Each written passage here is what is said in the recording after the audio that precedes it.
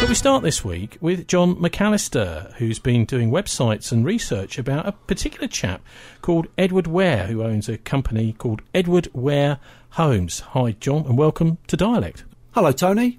Tell us how you first came across this Edward Ware chap. Well, I've never met the guy. I don't know anything about him. But I used to publish a little newsletter, web newsletter around Redland and Cotton years ago. And I came across a very dangerous demolition site on Redland Hill, which was the former Redland College of Education. I wanted to go into the buildings to take panoramic photographs from the roof, but I quickly realised that the buildings were extremely dangerous and completely unmanaged. Well, how do you mean? So they were not being fenced off from the public. I know everybody that owns property also has a duty of care, don't they, to make sure that there aren't, for example, pits that kids could fall into, this sort of thing.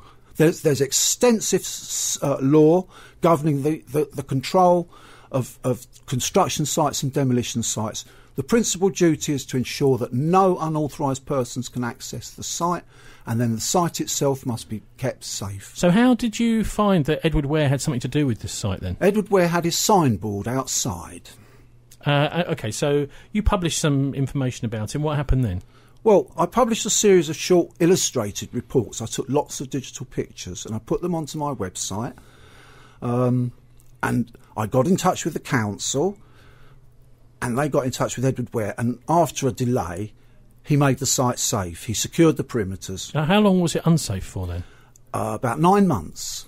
Crikey. Well, it's lucky that nobody was hurt, isn't it? Very lucky indeed. OK, and you've had, since then, a court case, I know, but we'll talk about that in a minute. But first of all, let's get a picture of who Edward Ware is. I mentioned right at the start that he's a merchant venturer. It's worth explaining, for those that aren't familiar with the merchant venturers, that they are the sort of elite of Bristol. They go right the way back to the Royal Charter and even to the merchants that put up the money to finance John Cabot's trip over to America, helping to discover America, and of course really starting a process which ended in a genocide of 75 million Native Americans. So that was the original merchants before the merchant venturers were formed formally, and then the merchant venturers were involved in the hideous slave trade where about 6 million Africans who were rounded up at gunpoint died on the Middle Passage on the way from Africa over to the Caribbean and to the Americas.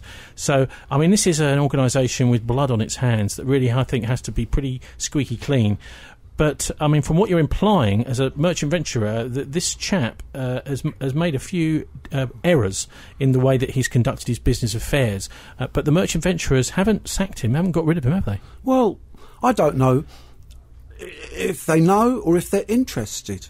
I simply don't know. They don't seem to have the proper procedures to make sure that people who are part of their organisation are really up to scratch, whatever that means. But anyway, he's a property speculator, you say. I mean, he puts himself up on the internet, Edward Ware Homes, property developer. Why do you say he's a speculator? Well, he speculates by buying and selling, by making planning gains. That's what he was doing with Redland College, except that he didn't own the site. He just said he did.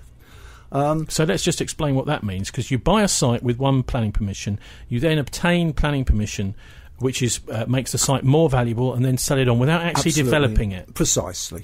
OK, so we've got Edward Ware Homes, the property speculator, the property developer. What about Bristol Digs Limited? Well, I don't know that much about the history of Bristol Digs, but that is his present company, and he's working very hard and thriving by buying up buildings around Bristol, such as 31 Corn Street or St Stephen's House on the centre.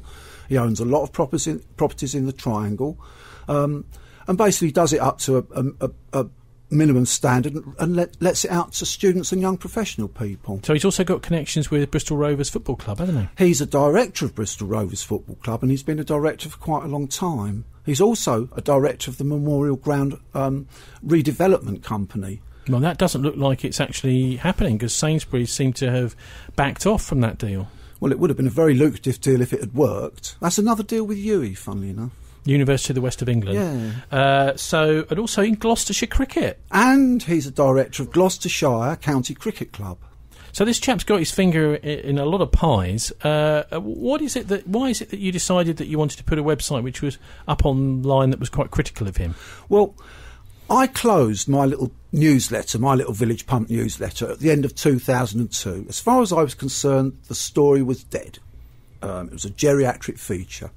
But in the beginning of May 2004, Edward Ware had his lawyers write to my hosting company accusing me of very serious libel.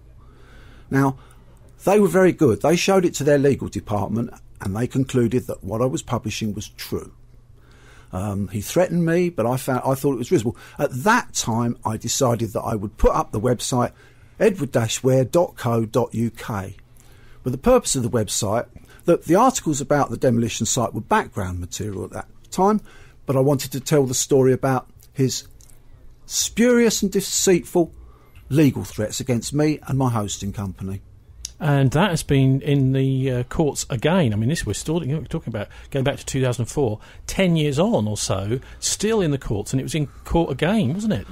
Last week. It wasn't in court in 2004, but at the end it was just legal threats, that's right. He just made legal threats. But at the end of 2011, he threatened me again, and he again threatened my hosting company. Well, this time they just told me to take it down. They said I was in breach of the users' agreement. So I moved the site to America.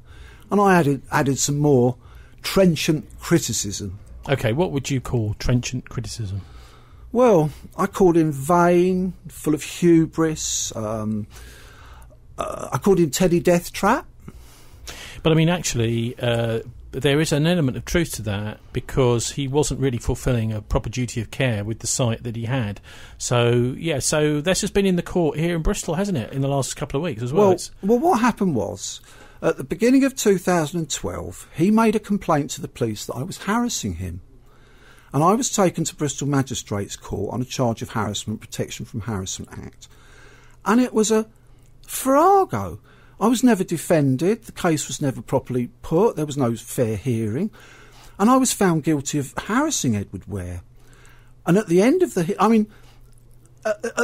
hearing, they slapped a restraining order on me, which was not to publish or display any material relating to Edward Ware in any way, including on the internet. It was obvious then that the whole purpose of the prosecution was to close down my website. Now, I knew at the time, and I know, the order was unlawful. And I defied the restraining order. I put the website back up again, along with some legal arguments on the matter of freedom of expression and the public interest. And subsequently, he made a complaint to the police in August 2013. I was arrested on the 4th of September 2013, and my computer was seized, my laptop. I was questioned. I was subsequently I was questioned, and then I waited 13 months before I was charged. I was charged on the 25th of September 2014. Did you get any idea how the Crown Prosecution Service had looked at the police's arguments and said that it was correct to charge you? Well, the CPS would have made the decision, and I can assure you that they were completely wrong to charge me. And OK. I've been vindicated. So, yes, you have, haven't you? Tell us about that case just last week. Well, I'll just tell you one other thing. I was in Crown Court, I think it was the 23rd of October 2014, and on the 5th of November 2014, I was again arrested at my home. I was taken to Patchway Prisoner Holding Centre. I was kept in the cells for 27 hours, 18 hours at one stretch, and I was subsequently charged again with breach of the restraining order. So the two charges were subsequently consolidated. When I went to Crown Court for the preliminary hearing, plea and case management, my barrister said that we should appeal against the sentence, against the restraining order. But you managed to get a barrister. What was that, on legal aid? Yes. Well, actually, no. Because with restraining orders, you can't go back to the magistrates and ask to have the restraining order discharged on legal grounds. They can't rehear legal arguments they should have heard in the first place. And on appeal, there is no legal aid for appeal against sentence. So my barrister, Mr. Oliver Wilmot, was very kind and took on the case pro bono.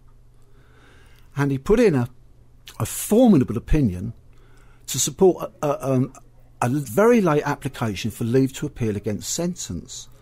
And that was granted. I had a hearing set for March the 16th, but the Crown Prosecution Service asked for a stay on the previous Friday. And finally, we got into court on Friday morning last week. It was a very short hearing. Mr. Recorder Dibney paid close attention. But what I noticed was my barrister wasn't making an effort to show them the website and a lot of photographs that I've got of the site. So when we got towards the end of the trial, they were discussing my website. So I interjected. I said, but I'm still publishing the website. It's still on the web. I said, I've never taken it down.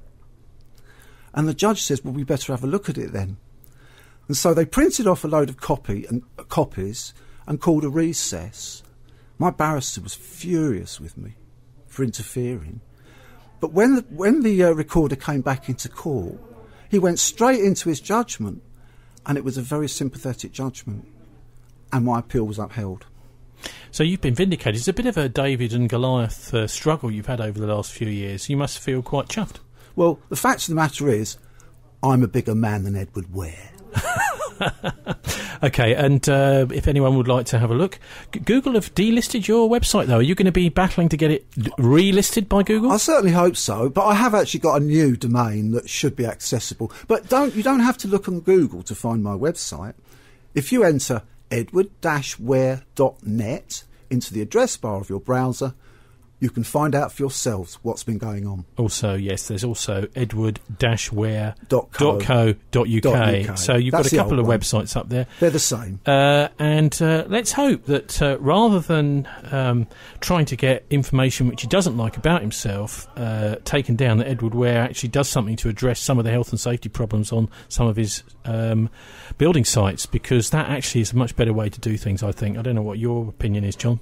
Well, personally, I think he's enjoyed a very salutary lesson.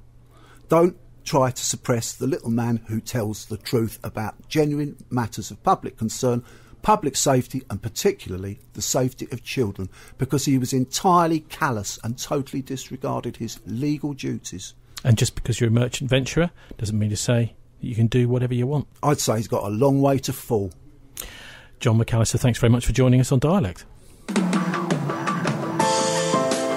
You're listening to dialectradio.co.uk.